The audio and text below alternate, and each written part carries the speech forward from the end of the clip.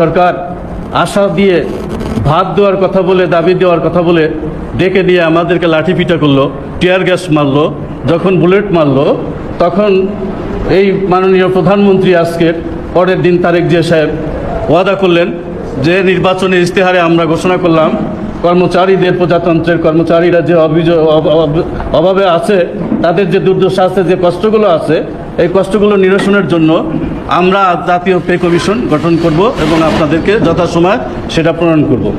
আমরা আশা করি মাননীয় প্রধানমন্ত্রী যে কাজগুলো করছেন এই কাজগুলির জন্য ধন্যবাদ জানাই। তো আমরা পে কমিশনের কথাটাই সবাই বলি, কিন্তু পে কমিশনের সাথে আমাদের যে দাবিনামাটা, সেই দাবিনামায় অনেক কিছু আছে। আমাদের পে কমিশনের সাথে আছে প্রত্যেকটি সরকারি প্রতিষ্ঠানে 17 থেকে 20 গ্রেড কর্মচারীদেরকে আউটসোর্সিংয়ে নিয়ে সমস্ত 4th শ্রেণী কর্মচারী পদগুলি বিলুপ্ত করার চেষ্টা করা হচ্ছে। দাস প্রথার মতো প্রত্যেকটি সরকারি প্রতিষ্ঠান চালানো হচ্ছে। এটা অবিলম্বে মাননীয় প্রধানমন্ত্রীকে অনুরোধ করব আজকে সবাই থেকে এটা বাতিল করার জন্য।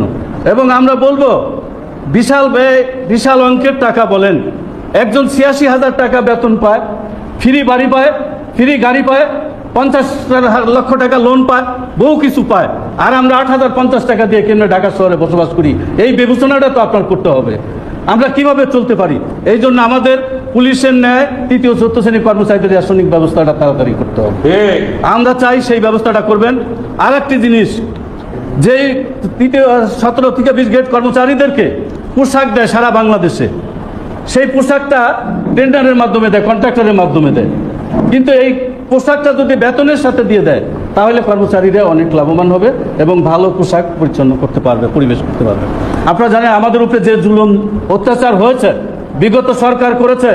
আমরা বিশ্বাস করি গণতান্ত্রিক সরকার, তারেক জিয়া সাহেব জানেন অতীতের অনেক ইতিহাস আমাদের আছে, আমরা অনেক কিছু করেছি, অনেক ইতিহাস আছে। যদি তাই না থাকতো তাহলে ওই দিন 6 তারিখে শহীদ মিনার থেকে লক্ষ লক্ষ লোক প্রধানমন্ত্রীর বাসভবন ঘেরাও দিতে পারতাম না।